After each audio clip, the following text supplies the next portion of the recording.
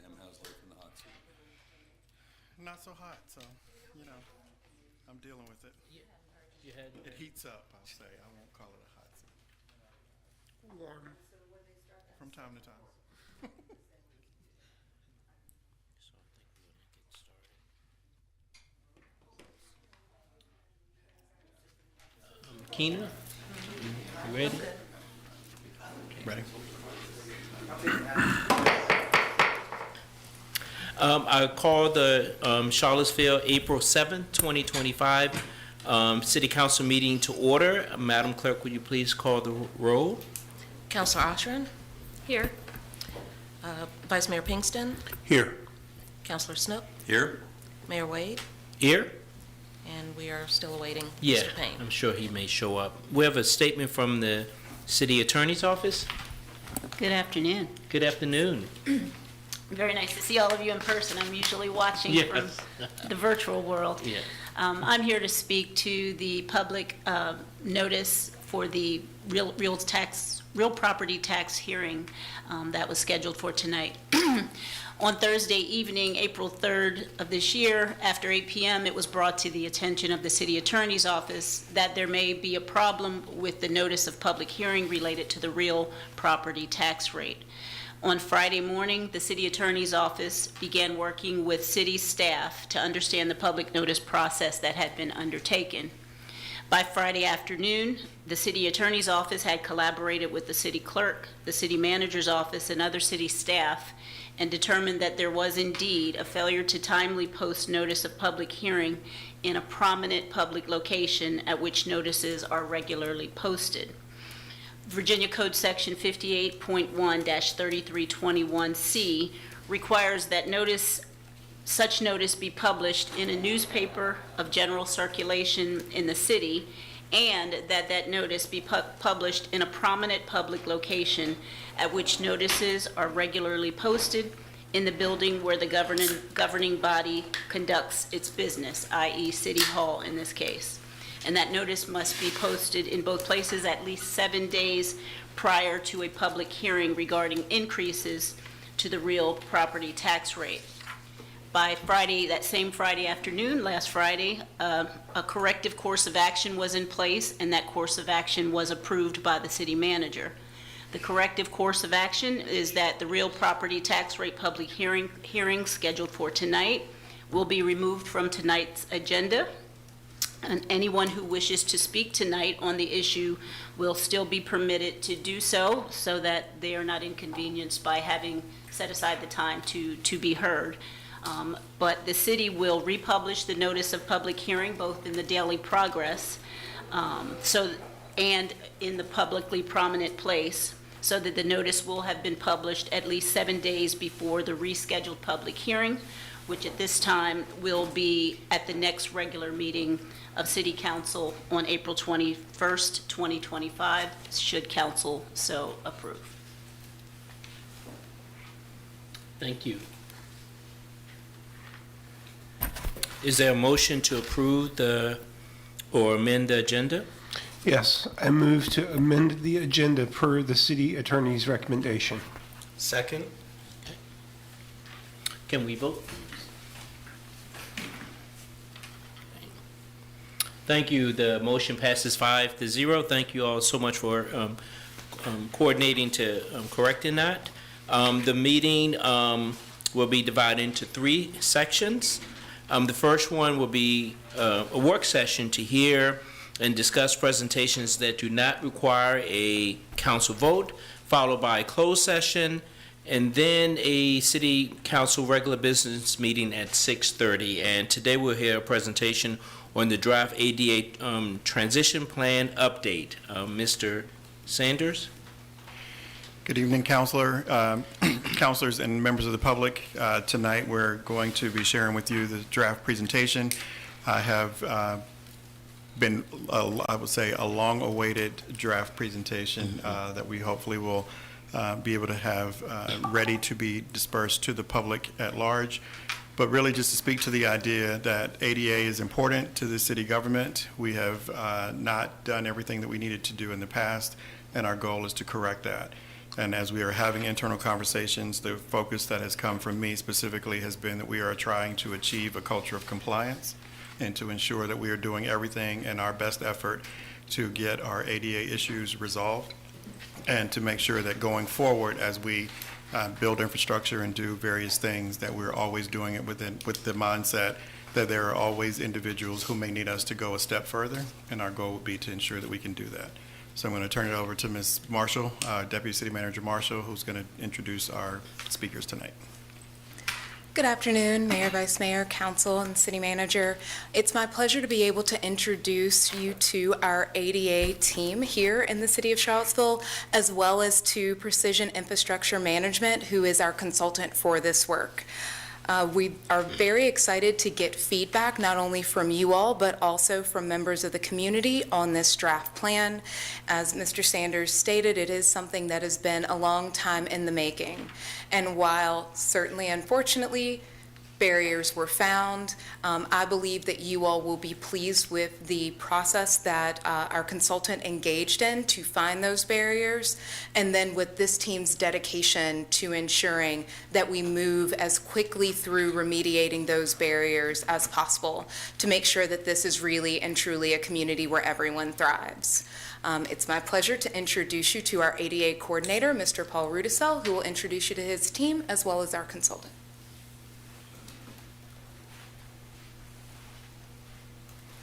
Good afternoon, Council. Good afternoon. It's good to see you. I would like to introduce Charles Sabo from Precision Infrastructure Management. Hi, everybody. Hello? Before we get started with the presentation, I really want to say my goal as your ADA coordinator is to make sure and I provide you as a city council as well as community with information on our efforts to update the ADA transition plan. In order to do that, I want to start by providing a bit of groundwork to make sure everyone has access to knowing what the ADA is and why this council has taken each such steps to show it matters. We'll go over briefly steps which led us to this plan, and I'll hand it over to our consultant and to show you the technical findings that our teams will work on. Finally, I want to step back and ask for your feedback from the diocese, but also share with the community how they can give feedback before the draft plan, before we come before you seeking affirmation with our plan and our plan's results.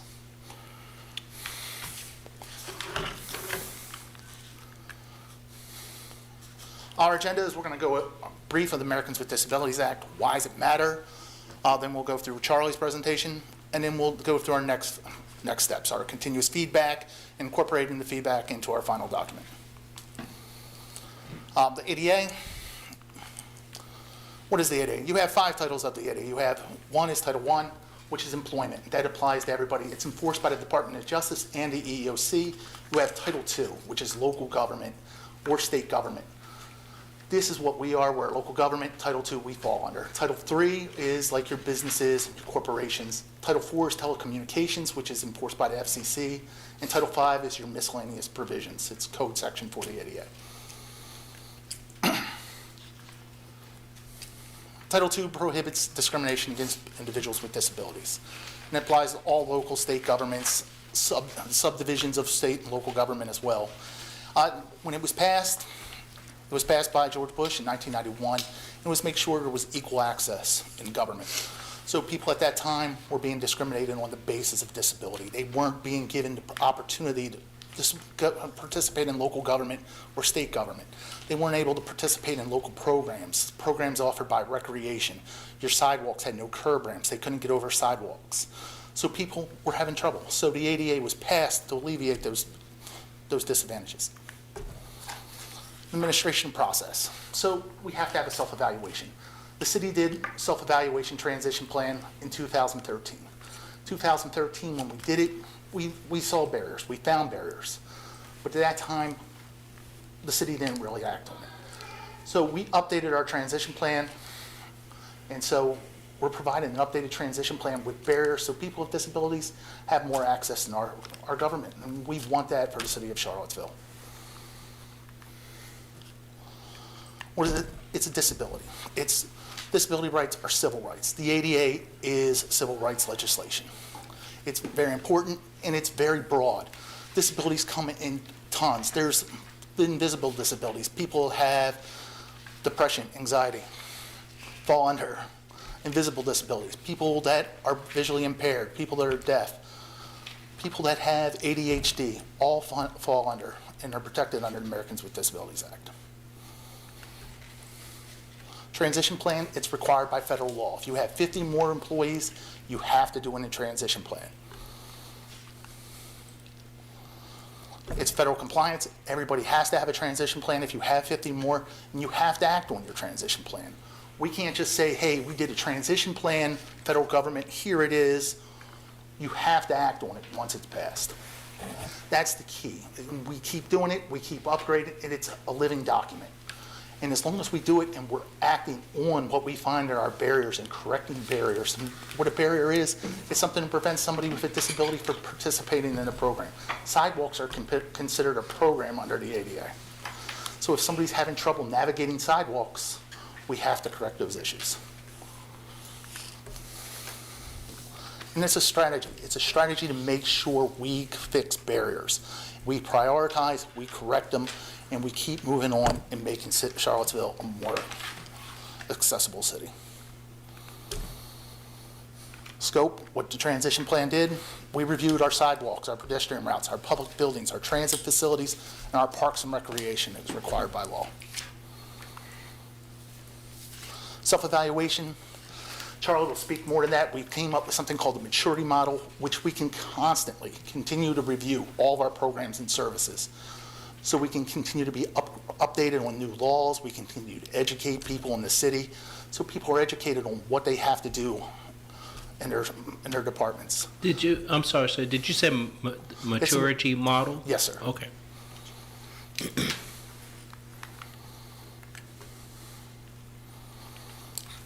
Why does it matter? Because we want Charlottesville to be a city to thrive, where everyone can thrive. Why does it matter? 11.1% per census data, somebody in Charlottesville has a disability. Older adults, people with temporary injuries benefit as well. And it promotes equal access. And that's the big thing. You want equal access. And as people get older, typically when you get older, your knees, you have trouble bending, standing. That falls under the ADA. You're now a protected person. And as our population ages, more and more people will get a disability under federal law. Economic benefits.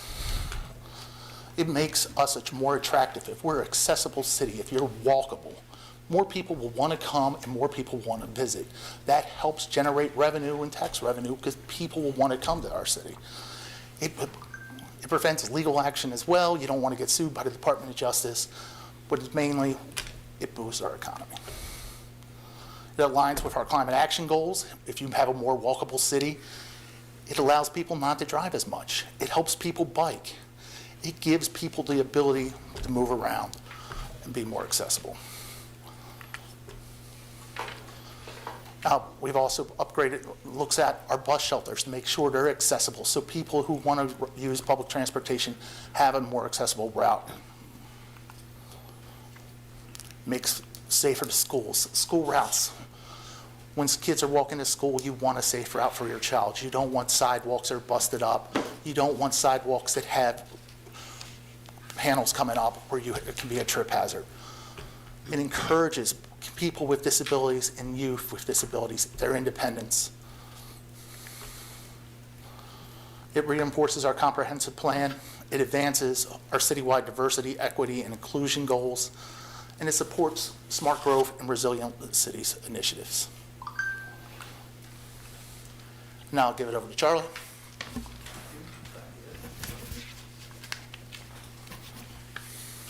Good afternoon, everyone. Thank you for having us. As mentioned, my name is Charlie Zold. I'm a managing partner for Precision Infrastructure Management, and I was the project manager for this project. Thanks again for having me today. I'm looking forward to going through the findings from the transition plan and discuss how we can help you implement these in the future. So who is Precision Infrastructure Management? We're experts in ADA and infrastructure planning. We typically work for public sector organizations. Precision Infrastructure Management and our sister companies have worked for municipalities across Virginia, North Carolina, Pennsylvania, New York. We're currently in the process of performing the ADA transition plan for the city of Pittsburgh, Rochester, New York, Wake Forest, North Carolina, and many others across the Mid-Atlantic and greater Mid-Atlantic region. We work with cities on both the assessment and the implementation. So not only what do you need to do, but also how do you do it, which is a really important step because obviously any city in America is going to find lots of barriers. It takes a special city to actually address those barriers, so we like to work with a city all the way through the process. So what did we find for the city of Charlottesville? So we did a self-assessment for the sidewalks, the facilities, parks. We looked at the website, and we also looked at department policies and programmatic access review. For the sidewalks, we assessed 167 miles of right-of-way. We found 48,038 barriers. For the 42 facilities that we assessed, we found a little under 2,700 barriers. For the parks, just over 1,000. And with the digital and department programmatic access, I'll go a little deeper into the findings there. One thing I always want to note here is that the sheer number of barriers can often seem overwhelming and surprising, and I just encourage you to not think of it that way. It's extremely typical, especially for an older city where infrastructure has been built over many decades. It's extremely typical to find a fair number of barriers. The key is coming up with a plan to remediate those barriers in a consistent way so that you're moving towards greater accessibility over the years.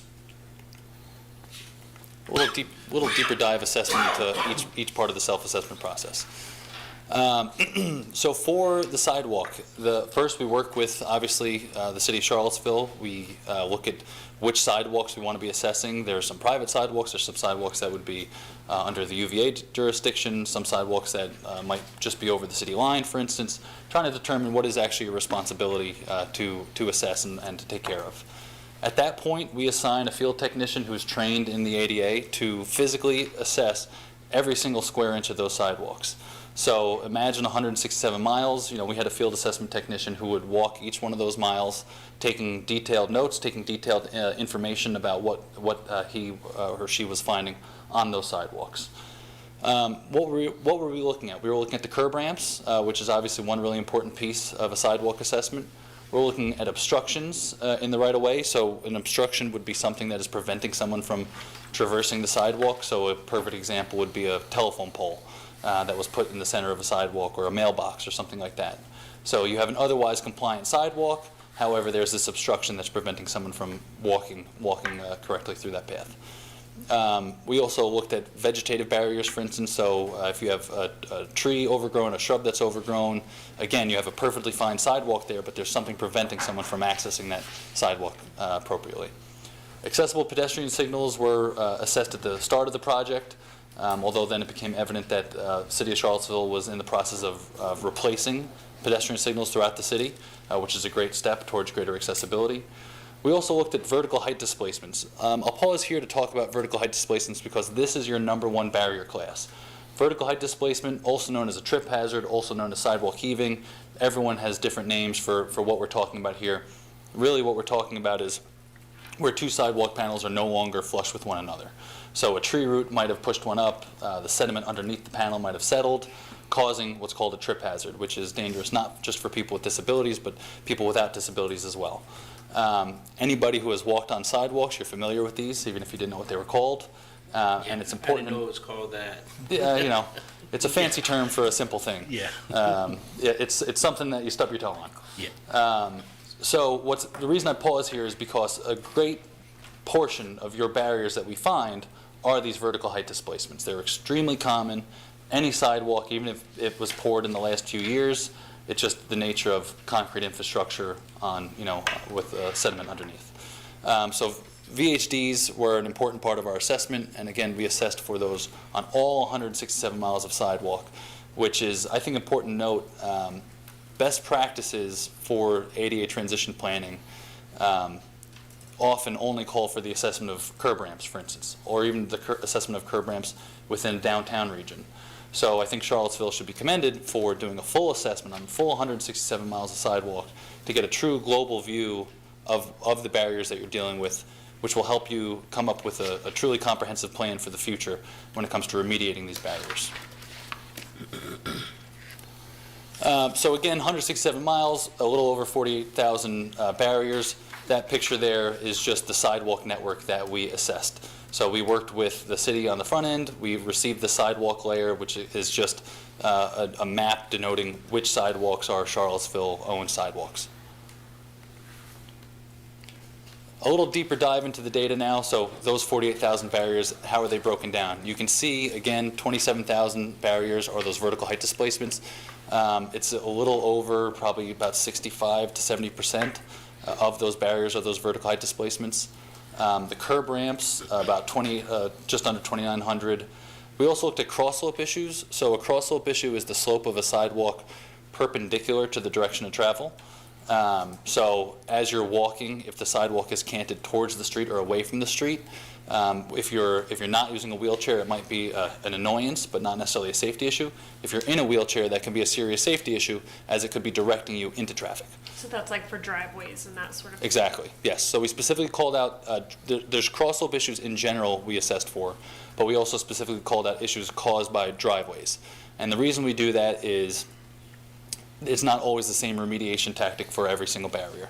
So when we're collecting our data, we always like to be thinking about the next step. How are you going to fix this? So in certain situations, it might be the city's responsibility to fix it. In certain situations, it might be the homeowner's responsibility. It might be the business owner's responsibility. So we've broken out the data in such a way that you can make that determination after we've collected the data. Just to go a little bit into the terminology here, what you're looking at. Crosswalks, self-explanatory. It's exactly what it sounds like. Curb ramps, again, same there. Driveway crosswalks we've discussed. Areas with no curb ramps. So we assessed for curb ramp compliance using a 16-point assessment, which just means we're looking, are there detectable warning mats, which if you're not familiar, they're often yellow. They have what are called truncated domes. So do they have those truncated domes there? Is it the correct width? Is the running slope of the ramp correct? So the running slope is the slope of the ramp in the direction to travel. Is the cross slope correct?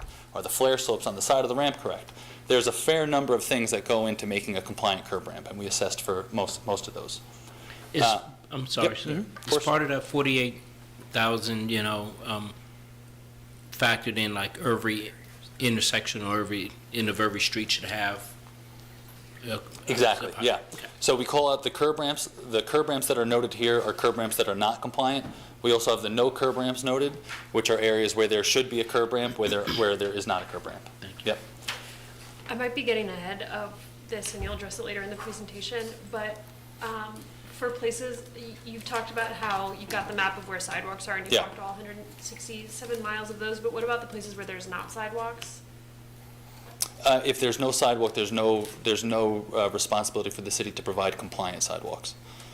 So not necessarily having a sidewalk isn't necessarily an accessibility gap.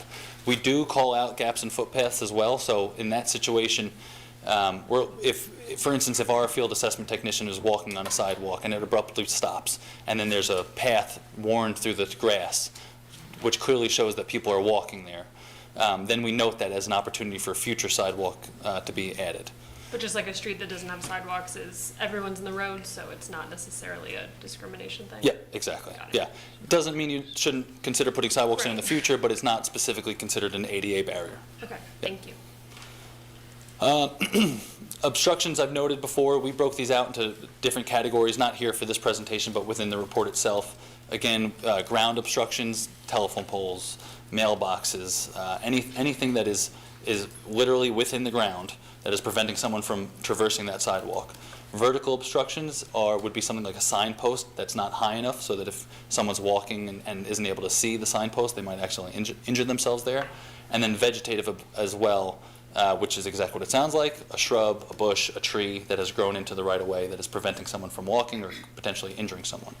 Again, the reason we do it that way is to help you make decisions on the back end, how you're going to remediate some of these issues. The cost for remediating moving a telephone pole out of the right-of-way is obviously much higher than removing a shrub or sending a letter to a homeowner and asking them to maintain their vegetation more neatly. And that's actually something I should mention, is that there's an additional scoping for this project that we're working on, where we're going to do an additional dive into that obstruction data to further segment it out among telephone poles and other types of obstructions, again, because there's this wide variance in cost for what it takes to remediate a telephone pole versus what it takes to remediate something like a mailbox. So we're trying to drill down a little deeper into that data to, again, provide you more actionable data for future remediation. Demolition and replacement. What this means, these are sidewalk panels that are so degraded that they're no longer functional. So significant cracking, spalling, which is when the top of the panel starts to deteriorate. Heaving, where it's the sediment underneath is completely gone for the most part, and there's a big void underneath. These are areas where there's no alternative maintenance activity for remediating the barriers. And I'll talk a little bit more about AMA's alternative maintenance activities in a few slides here. So demolition replacement panels, these are, again, areas that are completely degraded, need to be replaced. You just need to put new concrete, new sidewalk there for it to be accessible for not just people with disabilities, but people without disabilities as well. And then looking at sidewalks, not sure why it's, okay. Sidewalks that are less than 4 feet, PROAG requirements. So let me talk a little bit about PROAG, Public Right-of-Way Accessibility Guidelines. These are the current best practice guidelines for cities when it comes to ADA accessible sidewalks. They will soon be adopted by the Department of Justice as enforceable standards. They have gone through many steps already to be standards. The DOT, for instance, the federal DOT has adopted it as the standard. And all this is a slight update on the ADA 2010 standards. So the ADA 2010 standards were not fully designed to be for sidewalks. They were really more for facilities and parks. So how do you get from a parking lot into a facility, for instance? What's the width of your sidewalk, on that pathway? The PROAG guidelines are specifically designed for sidewalks. So they contemplate things that were not contemplated in the 2010 standards, which will help enhance accessibility on sidewalk infrastructure in particular.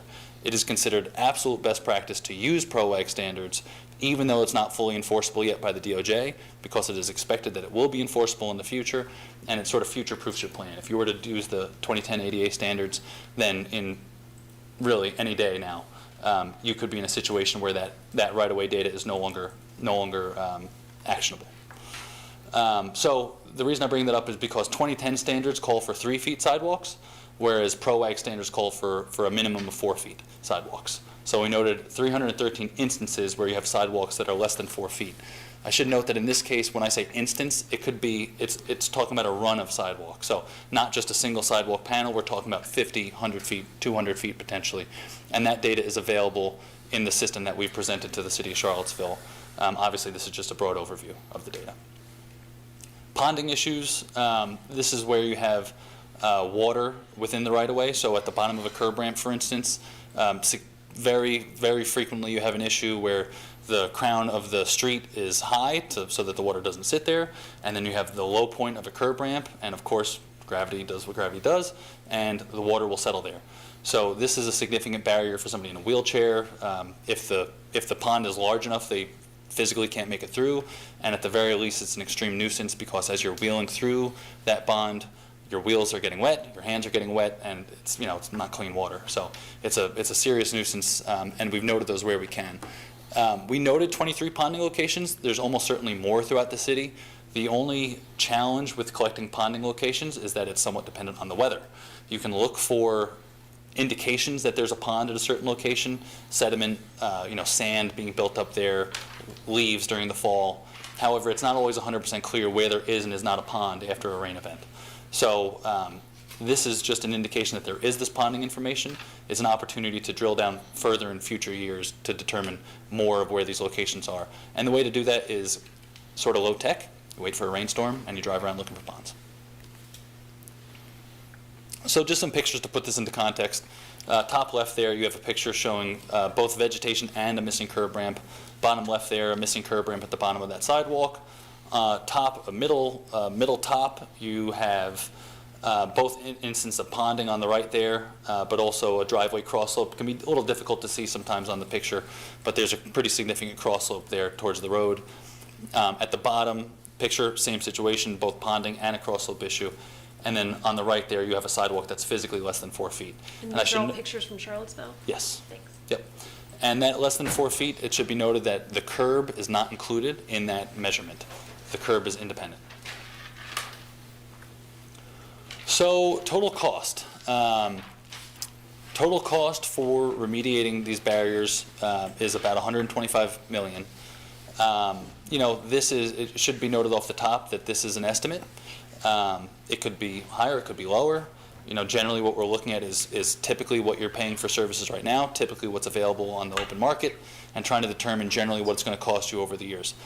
No one is expecting that you're going to fix this all next year. That's an important consideration. I want everyone to maybe take a deep breath. At risk of using a horrible cliche, an ADA transition plan is about the journey, not necessarily about the destination.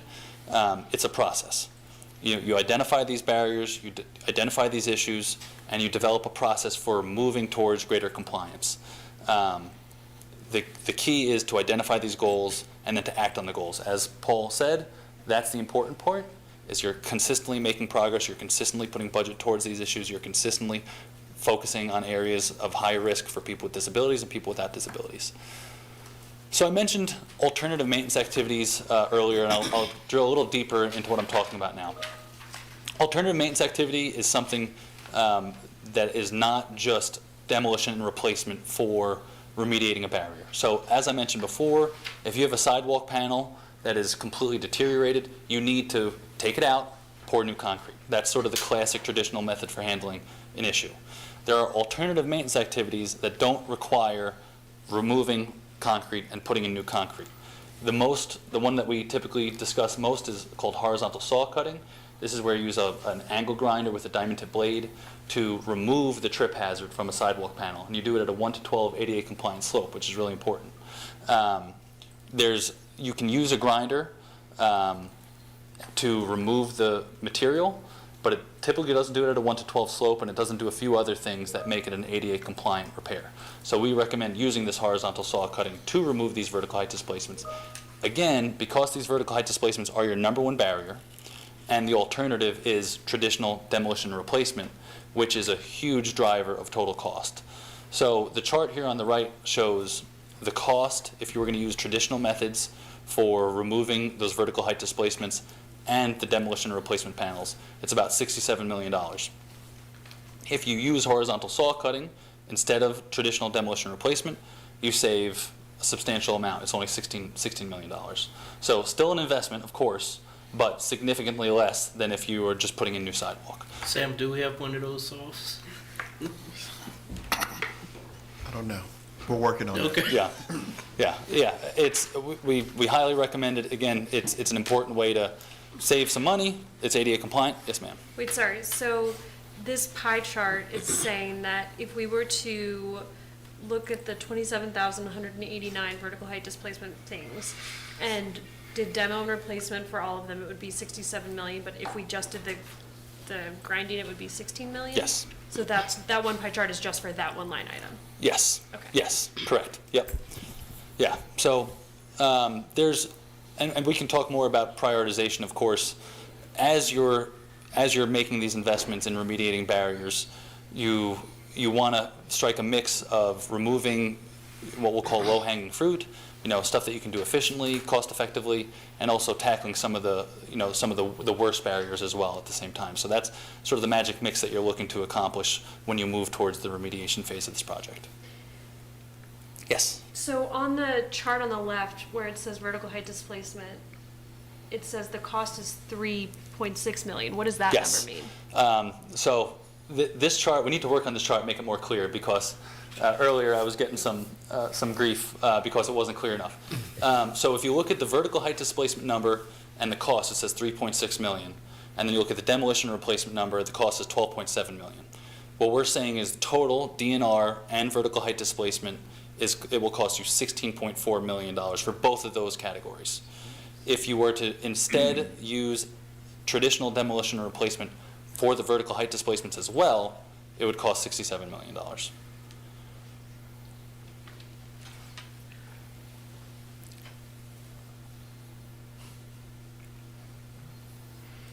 Yeah, I'm sorry it's not more clear.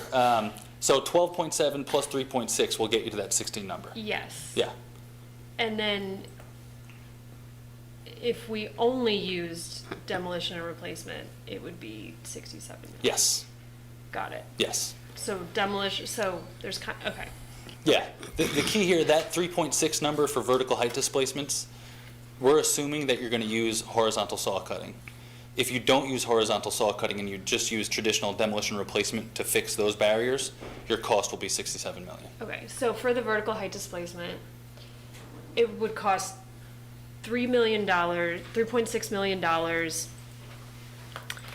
for the saw part of it, and 12.7 for the replacement of the ones that you couldn't saw. Yes, So those two line items are kind of the same. yes.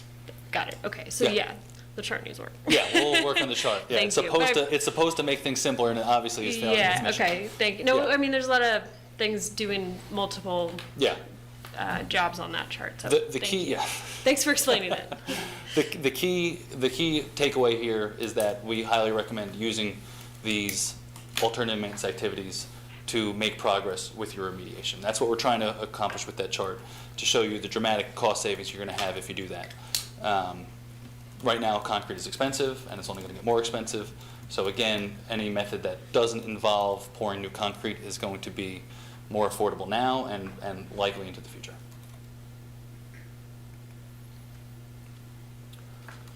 So for this plan, we've budgeted $1 million per year based in consultation with City of Charlottesville. Again, one thing that's really important to note, that's not necessarily, this doesn't need to be locked in for 5 years based on the plan. This is just to help plan for the future. What we're trying to show here is that based on the cost of inflation, that each year that you're at that $1 million level amount, you're going to be going down in the amount that you can actually accomplish, because every year that you're not remediating a barrier, it's more expensive to fix it in the future. So just know that there is a cost for inaction as well, based on inflation costs in the future. Total, after these 5 years that we've planned for, you would have $131 million left based on these $5 million per year investment. Before I move on to facilities, any additional questions on right away? The previous slide, and this is something we'll probably talk more about later, when you say that that's the amount allotted based on conversations with the city, that's what we anticipate our capacity being, which is why it's only $1 million? So that number is based on just conversations that we were having during the period of trying to get the transition plan completed. The proposed budget includes $2 million a year. We're working to finalize what the first year's actual amount is, because there's some question about how we pull that number together as we finalize the budget. But absolutely, in years 2 through 5, we have $2 million set aside. And the understanding is that the team needed time to really rally around all of this new information, this updated information.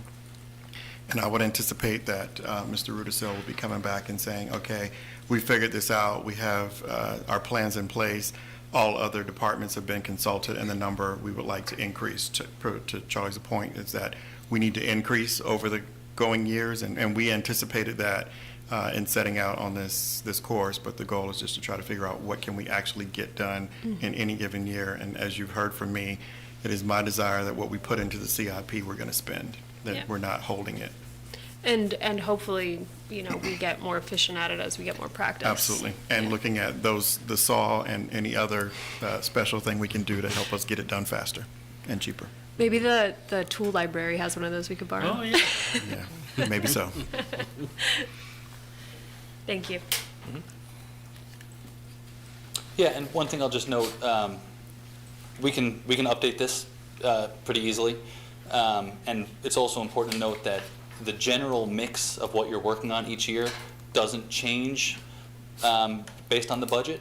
Typically we recommend to spend some of the budget on vertical height displacement remediation, curb ramps, demolition replacement, vegetation are sort of the 4 main ones that we focus on to start the process.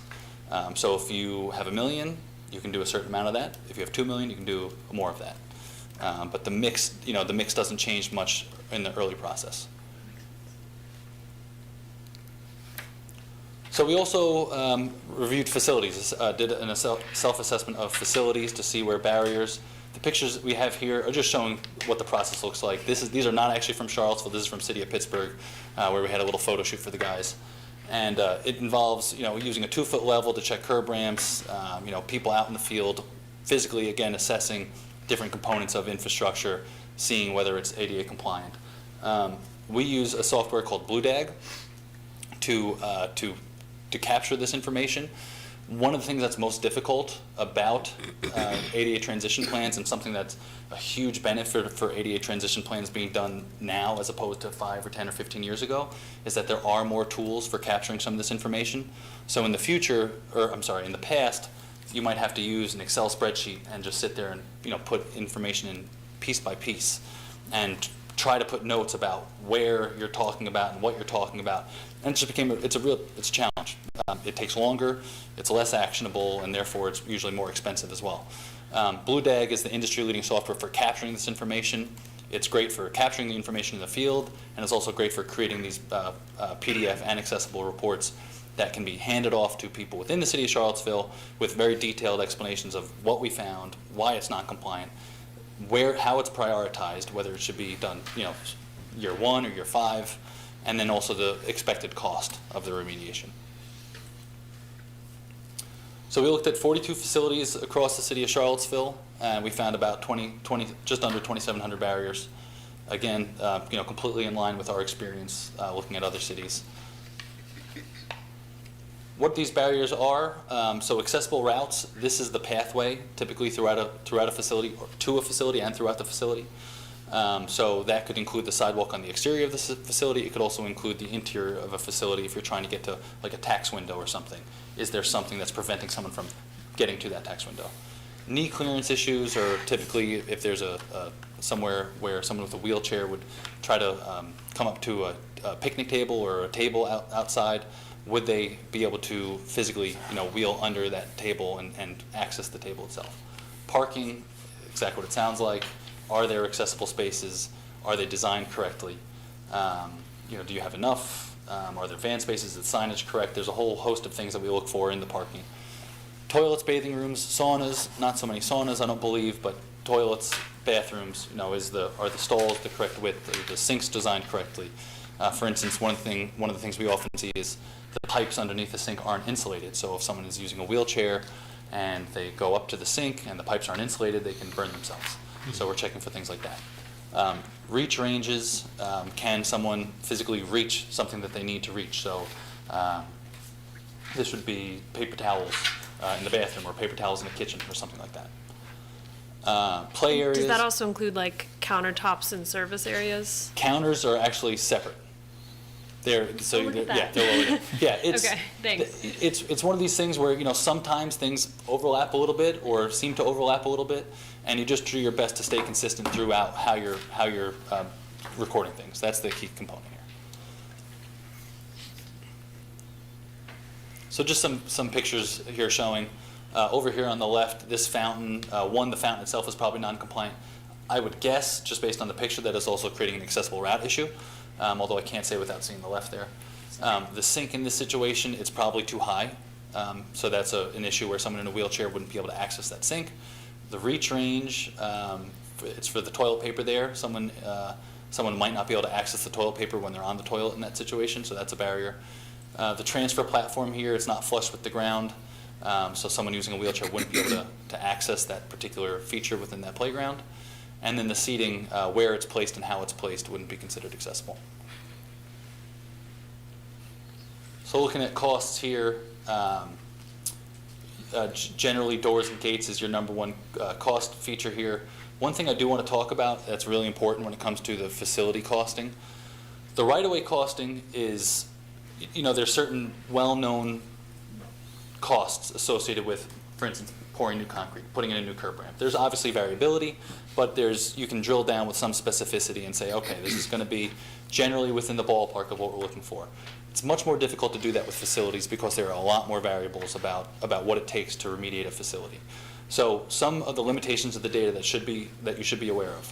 One, there are certain things within the data where we note it as capital investment, and what we mean by that is it needs further study pretty much. So if a good example would be if we went into a park and there's a standalone bathroom in that park that was built in 1970, and that bathroom physically cannot be made to be ADA compliant. It's not the right size, it's not the right configuration. The sink, bathroom stall cannot be moved in such a way as to be ADA compliant. The door can't be made wider to be ADA compliant. Really what you need to do is just build a new bathroom. Tear it down, start fresh. That's a situation where we don't even try to give you the cost for that because it's so variable. It involves design costs, it involves labor costs, it involves many other costs. So the reason I bring it up is because as you're making your budget decisions, you should be aware that this is really a floor of where it's going to cost, and that very likely it's going to be significantly more expensive in general. Another limitation, this is for material cost, not for labor cost. And it's the same situation here. Labor cost is incredibly variable. Sometimes it's done in-house, sometimes it's done by a contractor. Depends on the season, depends on the year, depends on the global financial situation. So extremely difficult to drill down on that labor. Rather than try to kind of guess and give you a number that's a little bit misleading, we just take it out, we give you the material cost, and then let your team make determinations in the future about how you want to augment that number to get closer to the actual cost. So typically, the rule of thumb, just so you have a general sense, is that labor is 100% of materials. So you can just take these numbers, multiply them by 2, and that gets you a little bit closer to the true final number. But again, each piece is so independent of the other pieces. There's so many different variables that I just caution you that each one of these pieces will need additional assessment before you can make really targeted budgeting decisions for remediation.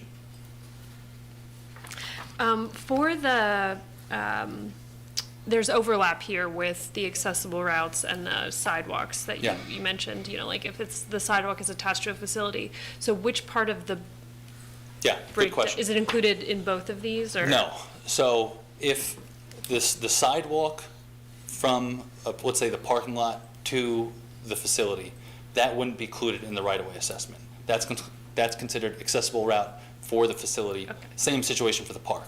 So it's not double counted facility, park, and right-of-way. Right-of-way is its own separate thing. So there won't be double counting of budget. Okay, thank you. So parks assessment, again, just a reminder of how we collected this information. Same exact situation for parks, same categories for the most part. 30 parks, we found 1,029 barriers throughout the network. Very similar breakdown to what we found in the facilities, and same explanations for the most part. So just some pictures here. So on the left, an accessible route issue. So there's a feature. In this situation, it looks like the feature is maybe a pond at the bottom there. So if somebody with a disability wanted to access that feature of the park, there's no way for them to make it there, based on the fact that it's only serviced by these stairs. Knee clearance, again, it's a little hard to see in the picture there, but that's a picnic table, and it has a bench sort of wrapping around the table. So somebody with a wheelchair wouldn't be able to access that picnic table. Access aisle in this situation, there's a number of things that could be causing barriers there. The width might be off. It also might be at too extreme of a cross slope or a running slope, so that if someone was in a wheelchair, was exiting their vehicle, they wouldn't be able to do so in a safe manner. Pipe insulation I mentioned, you can see it there in the picture, second from the right. It's a pipe underneath the sink where there's potentially hot water that somebody in a wheelchair wouldn't know that it's hot, could burn themselves because it's not insulated. And then on the right there, paper towels, you can see somebody in a wheelchair wouldn't be able to reach up and get a paper towel there because the reach would be too great. Breakdown of the cost for the parks, same stipulations apply to the cost here as apply to the facilities. This is a material cost, it's not accounting for labor, and there's a significant number of capital investments built in as well that require further study. Could I ask a question? So the piece about not including labor is pretty remarkable to me. Would it make sense to have an asterisk or something on this to say material only? Does it show up in other reports or just the handout we got? In the report itself, it's noted. Okay. So it's absolutely noted in the report how we determined the costing for each one of these items and the limitations. Okay. Yeah. And again, one thing that's important to note is this is your transition plan. Obviously, we're your consultant, and we're here to tell you how we think it should be done and tell you what the best practices are. But if it's more helpful to estimate labor and include it in the cost, we can absolutely do that. The key here is to give you a document that's helpful for you and also for the future as well. So if you think it would be more clear to add labor in, and therefore there's one number and people don't have to look for the asterisk, we can absolutely do that. Yeah, I guess I'd look to our team that's going to end up doing this work. We're going to need some sort of document that we can go around with and say, you know, this is the all-in number. At some point, I guess we'll have to include soft costs as well. I don't. Yeah, I mean, I found that, you know, the studies I've been involved with, that if it's so far out, man, if you include the labor, you know, that cost is going to change so much, and it kind of gives you a false, if you kind of know from the beginning that it doesn't include the labor. Anyway, so we can discuss that, Yeah. but, you know. Yeah, absolutely. And again, the key here is the transition plan is meant as a guide. It's not meant to lock you into the future, into any specific, you know, must-do actions. It's not meant to give you the exact budget that you need to account for in 2035. It's a guide. This is where you are today. It's a snapshot in time for where Charlottesville is from an assessment and accessibility perspective, and will help you make decisions in the future as you're budgeting. So the $125 million that we saw earlier, that marker, is that sort of an all-in guesstimate? That's for right-of-way only, and that is the all-in, estimate Okay. for right-of-way. As I mentioned before, there's a few less moving parts for right-of-way. It's a little bit easier to estimate just based off of, you know, it's more standardized. Like What- dollar per square foot kind of? Dollar per square foot, exactly, and Means. it's easier to bake that into, design costs can be baked into, there's just fewer moving parts. You know, you don't need to move plumbing and electrical and things like that necessarily. Again, you know, as with any estimate, you should know the limitations of the estimate. But we're able to get a little closer to what we think is the truth on the right-of-way. With the facilities and the parks, you know, we stick with what we know, which is the material cost today. And so just to clarify, the right-of-way costs, when you say all in, that is a labor estimate or no? Yes. Yes, okay, but the Yep. other ones are not? Yes. Okay, thank you. So in addition to, we've been talking a lot about physical accessibility barriers.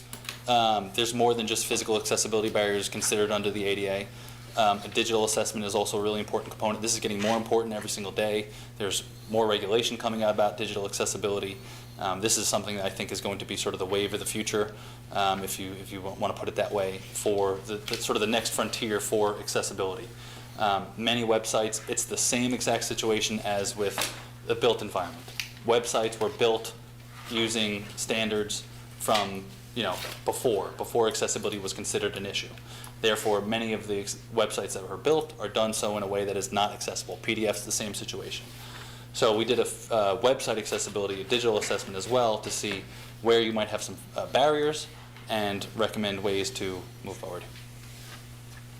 So we looked at, for a digital assessment, you don't need to assess every single page.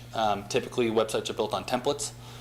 So templates are repeated, you know, over and over again. So we looked at 29 different templates and 30 different documents from the website. How we did the testing, we used WCAG-M, which stands for Website Accessibility Conformance Evaluation Methodology. So it's just it's a best practice for how you look at these things and how you determine where you do and do not have barriers. It involves reviewing a website, you know, running different software that checks for accessibility barriers. It involves doing that on multiple different technology platforms. So, you know, you use a Mac, you use a PC, you use Firefox, you use Chrome to see how things play with different areas. So the process, you start by evaluating the scope. You figure out which templates are the most useful for you to be assessing. You explore the website. You select that sample that's going to give you the best sample. You audit those pages, and then you report the findings back. So what we found, for the PDFs in particular, we found about 2.5 million barriers. Again, I caution everybody, this is normal. And what's important to note about website accessibility in particular is that it's easier than physical accessibility in this manner, that fixing something sort of at the root source can fix many of these barriers downstream. So just because you have 2.5 million barriers doesn't mean you need to physically, individually fix every single one of those barriers. What you need to do is start putting in place standards and processes to ensure that those barriers aren't repeated in the future, or you can take a document and you can have them remediated, in one instance, not an individual instance. Other findings, we found 244 other unique findings throughout the website. Again, this is a situation where you find your barriers, you plan for remediation. Part of the planning for remediation can be physically or hiring someone now to make some changes to the code. Another really important thing is, and we'll talk a little bit more about this as we get to the next few slides here, is really it's a culture situation. So when you have a new vendor coming in, a new vendor supplying a new technology, so let's say a new tax payment application, part of your question is it accessible? And then part of your questioning is proving that, prove to me it's accessible. So that way when you institute it and when you roll it out to the public, there's no new barriers. You've fixed that, that particular area. So the key here really is, knowing the situation, knowing where things stand, and then making consistent decisions year over year, month over month, so that you are removing these barriers before they're ever created for future iterations of the website. Of course, that doesn't mean you shouldn't give up on remediating the website now, but it's just part of the process for moving towards greater accessibility. I'll keep using the cliche, journey, not a destination. The key here is culture change, instituting best practices going forward to ensure that there aren't barriers to begin with. So let me talk a little bit about the programmatic access assessment. So a programmatic access assessment, we look at how well a city's programs, policies, services provide equitable access for individuals with disabilities. So, to use a tax payment counter as an example again, if somebody without a disability can access that tax counter and pay their taxes there, somebody with a disability should be able to access that tax counter and pay their taxes there as well. So if you have a policy that allows somebody without a disability to interact with some city government employee or anything like that, then it should be the same for somebody with a disability as well. So the goal is to ensure all community members, including people with disabilities, can access and benefit from public programs, services, and activities. After all, the goal is to serve all the residents of Charlottesville, not just people without disabilities. So what we're doing here with this programmatic access is we're looking at your programs, we're looking at your services, your policies, and identifying areas where people are inadvertently being prevented from accessing some of these programs, services, policies. So just to go a little deeper, what is a program of services? It refers to the full range of activities, benefits, operations offered by the government entity, regardless of format or location. So it's pretty broad. It's a broad term we're talking about. As Paul mentioned, sidewalks can be considered a program under the ADA. So recreation programs, permitting process, public meetings, library services, emergency response, public information, all of it falls under this part of the ADA. So a few things about administrative requirements that you should just be aware of. Public notice, ensuring that accessibility information is posted across all different platforms. Having an ADA coordinator like Paul with a clear role, authority, and access to resources he needs to execute on his job. And a grievance procedure so that if someone has an issue with access, they can talk to Paul, talk to someone within the city, and ask for access to something that they feel like they're being inadvertently prevented from accessing. So recommendations here, standardized public notices, coordinator contact info citywide. So really this is just an information type recommendation, more information, more standard information. Adopt and promote citywide grievance form and process, again, so that everybody knows, regardless of the department, where they should go and how they should present a grievance if they have one. And then generally just continue providing staff training on ADA administrative responsibilities. Everybody within the city government has many different responsibilities. You have to wear many different hats. It's really important to train as many people as possible on their responsibilities under the ADA, because you never know when that person is going to be the front line for interacting with somebody with a disability who might need help accessing something. So the broader you can disseminate this information, the more problems you can stop before they're ever started. So a few systemic gaps identified: lack of consistent, reasonable modification procedures, inconsistent, effective communication policies across departments, and insufficient accessibility in emergency communications and digital content. So recommendations, adopt a citywide digital accessibility policy. So this will, again, help with removing or avoiding website-specific or communication-specific barriers before they're ever created. Train staff on those reasonable modifications and communication standards. And then develop a formal vendor and third-party compliance requirements for the future when you are when you're working with a vendor on providing a new feature or program for the city. So one important thing we should talk about is this idea of a maturity model, and really what the maturity model is you're working to move from where you are today to the future, sort of an optimized way of acting as an organization. So unfortunately, you can't just wave a magic wand and be accessible. It's a deep, consistent culture change that needs to start, bottom up all the way through the organization. And this isn't to say that Charlottesville doesn't already have lots of this good culture in place. It's just to say that there's always more that can be done. There's always more training that can be done. There's always more areas to focus on. As you can see, the ADA is a sprawling document with many different requirements. Huge responsibilities, huge requirements, huge budgetary issues that you need to deal with. So what the maturity model does is it takes what we consider to be a really wide, difficult process and tries to make it bite-sized, so that each year, each department can learn a little bit more, do a little bit more, work towards greater accessibility. So that's all the maturity model is. It involves surveys that department heads will take and other members of staff will take on a yearly basis. It involves assigning tasks to those department heads for the future, and then those surveys year over year will track how you're moving towards greater compliance. And in consultation with industry leaders or people who have done this across the country, our general experience, you're looking for a 3 to 5% improvement year over year. So that sounds incremental, but it's actually quite dramatic if you can do that year over year. So the maturity model helps give staff this tool to really deputize everybody within the government to move towards greater accessibility throughout the organization. So I think with that, I think that's it, yeah. So any questions or happy to clarify anything, go deeper into anything you might like to know? Yeah, I know some of us were asking questions as we were going along. Lord, I'll start off with you. Did you have any, think you want to? No, I really don't. Okay. I'm good, thank you. Yeah. Michael, you have anything?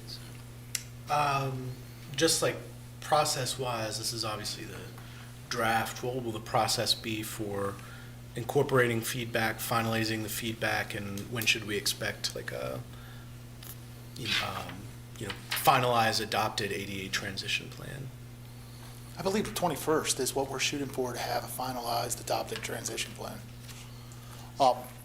We want community feedback.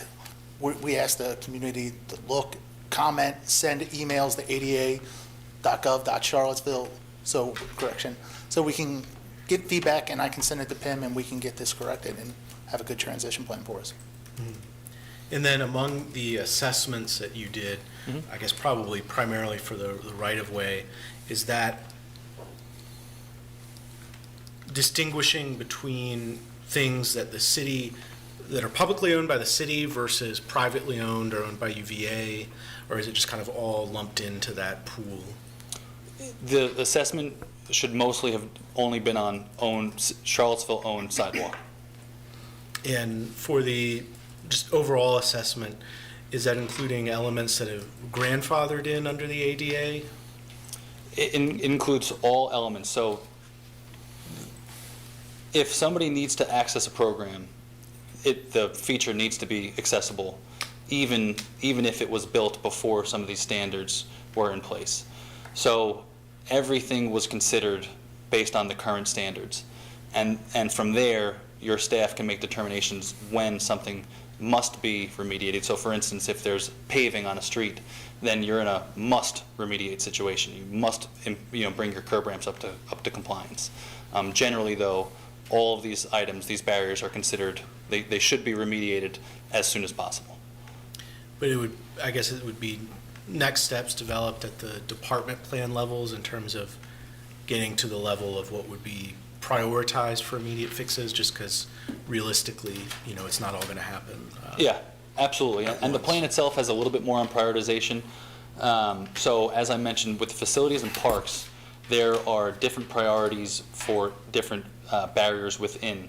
So, generally, the most important thing is considered, can you actually get into the door of a facility? So anything that prevents someone from getting into the facility, that's going to be a higher priority than something, say, like a bathroom, a barrier in a restroom. So all the facility and parks have been prioritized based on criteria generally recognized by DOJ standards and best practices. For the the right-of-way barriers, we've provided some general risk prioritization for the city to consider. Again, it's just meant to be a consideration. It's not locking you into any particular way of dealing with your barriers in the future.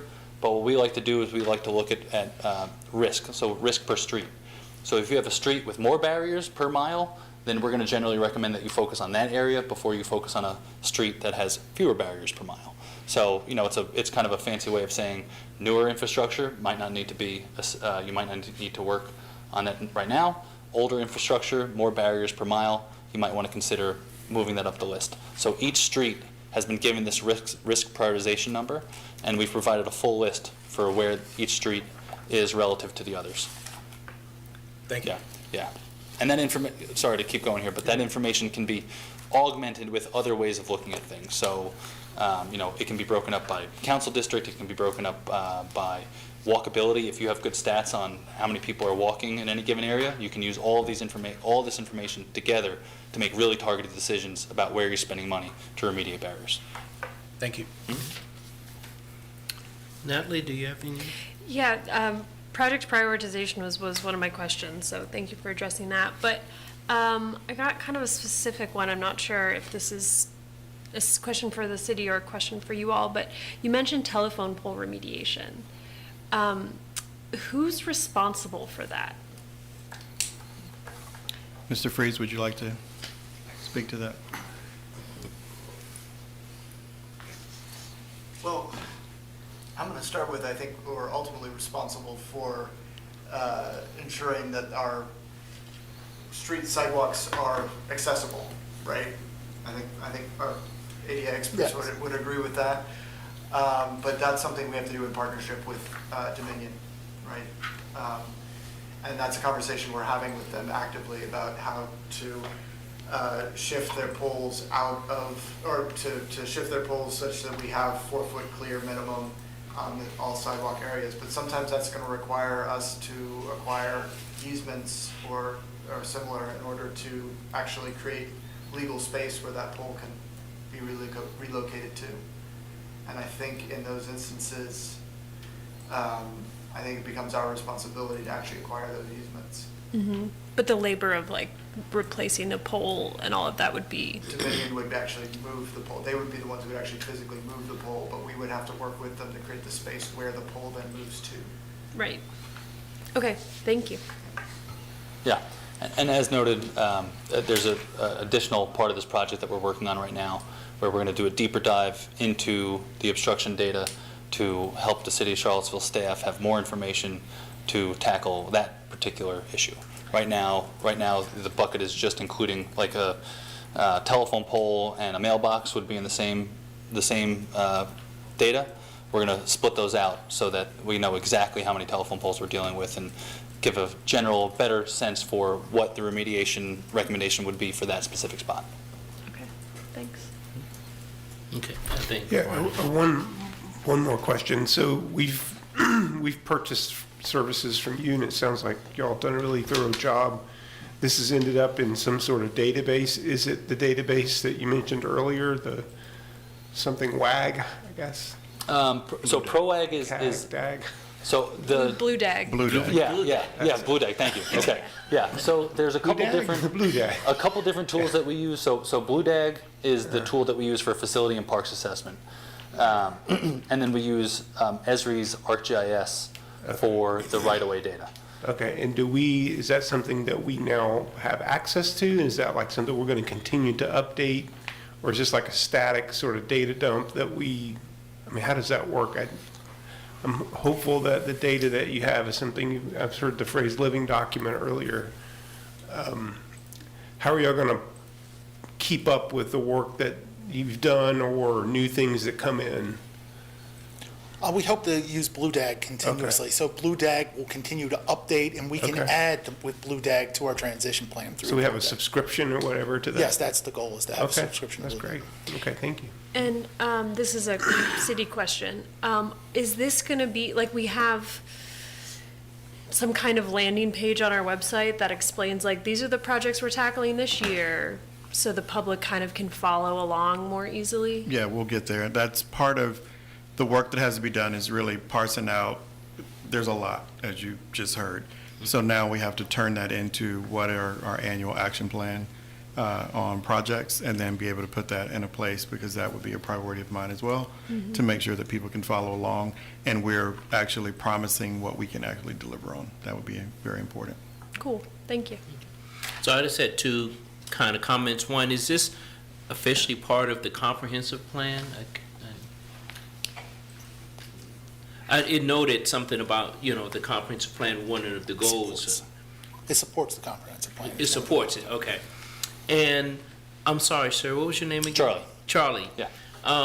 When y'all were going out doing your assessments, how did you all address, like, and you were walking down the sidewalk was fine, but it may have had a trash can, did someone, move from the street, or Yeah. a scooter, or, trash, or, things that could be moved? Temporary. Temporary, yeah. Yeah, generally, if it was temporary, we wouldn't note it as an obstruction. So if a trash can's a perfect example, if it was, garbage day and there was a garbage can on the sidewalk, we wouldn't note that as an obstruction. Same with scooters, since, they move every few hours. We typically looked for built obstructions, things that weren't going to be moving. And to drill down a little bit on the vegetation, the way we determined which vegetation we should include is we looked for non-seasonal vegetation. So if it was just going to die back and fall, we wouldn't include that. But if it was a tree branch that was obviously not going to go anywhere, we would include that as one of the obstructions. And as far as the sidewalk, as far as the distance, if you had a sidewalk that had like a tree well in it, where the sidewalk was wide enough, but where the tree was, you have a little bed for the tree. Yeah. It made it, narrow just in that one little spot. That would be considered a less than 4-foot width sidewalk. So we would have noted that, yeah. Okay, so it looks like it's going to come back on the 21st for our adoption. Yes, sir. Do we want to put this on a consent agenda item? Is it something we want, address outside of that, or this is too big to address in a consent There's agenda? opportunity for community feedback. Yeah. Oh, tonight. No, like, to scan and, Oh, and I'm sorry, respond. yeah. If you all can go one more slide, I've been Yeah. frantically Oh. leaning over here trying to get someone to look at me. I'm sorry. No, it's all good. So, the community can see the draft plan right now. It is on our website. That plan is ADA accessible, so all screen readers should be able to move through that document with ease. And then, if we go one more slide, we just again are encouraging, I'm missing one then. It's okay, but this one works. We are encouraging individuals in the community to send an email or give Paul a call if they review the document and have any questions or concerns. And Paul is also working with our departments to have them take one more look at the data to see if they have any other clarifying questions or concerns for us to provide those updates. I want to ask a quick clarification. The email address on here says ada@charlottesville.org. Is it charlottesville.gov? It's yes and. We previously had a .org website. Right. It gets and redirected? So either will bounce, it's just it's a legacy one. So .org or .gov, it will bounce to the right place. Great, okay, thank you. Lloyd, you had? Yeah, one comment, and I'm not sure to whom it should be directed, whether it should be to staff or to him or who, but we've had a number of plans that have come to us recently, and there has been some dismay occasionally expressed from the dais here that we weren't sure we were getting something that said, okay, here's a plan, here's what we're going to do next. And whether it's from you or from other folks in the staff, I would hope that we would have, if not necessarily by 2 weeks from tonight, by sometime, let's say before the end of the fiscal year, some idea of, we're allocating all this money in the next fiscal year, how are we going to spend it? And when are we going to start spending it? And who's going to make the decisions about what gets spent? And what's the timetable for moving this thing forward? And anticipating some of the emails that we all know we're going to get, I'd really like to be able to be in a position to say, this is how we're going to move it forward, and this is what we're going to do, and this is what it's going to cost. And it doesn't have to be set in stone. You know, I always say that great philosopher John Bon Jovi once said, you should always have a plan written in pencil. At least write it in pencil, please. Okay? That's all I wanted to say. Yeah. Councilmember, you'll be happy to know that part of the meetings that Mr. Rudisil and his team will be doing prior to the end of this year is working with the department team members who you see behind him, who are here to support, to ask them, number one, out of this plan, and they all have access to, to this information. Out of the plan, where do you see barriers that can be remediated within the next fiscal year? What is actually accomplishable?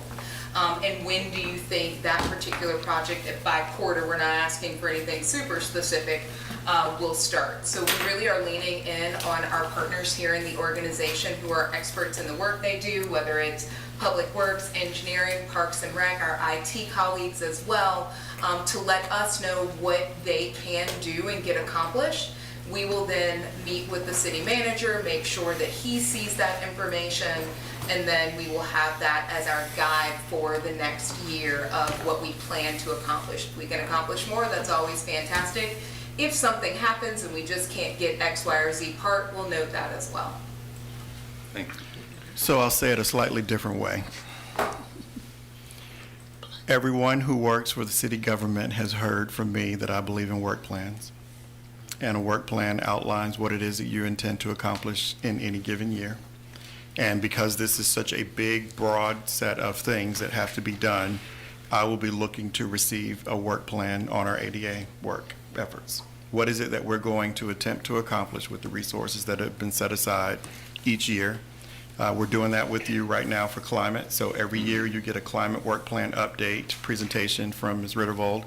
You will soon see Paul on an annual basis doing the exact same thing because the scope is so big and so broad.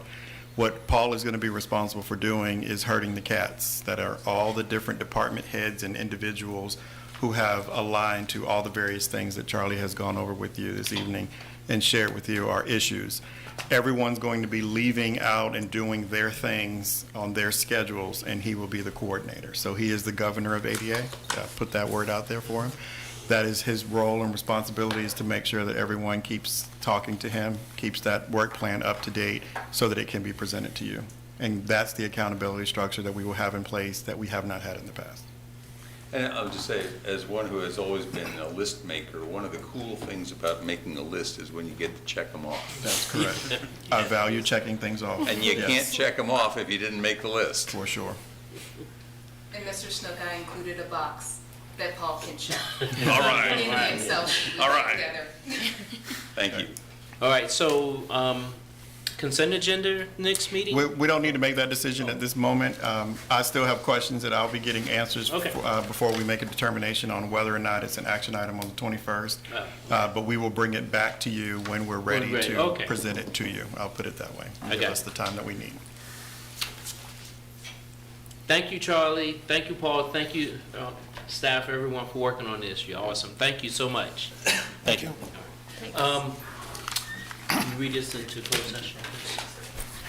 Yes, I would move that we go into closed session pursuant to Section 2.2-3712 of the Virginia Code. I move that the City Council close this open meeting and convene in a closed session as authorized by the Virginia Freedom of Information Act as follows.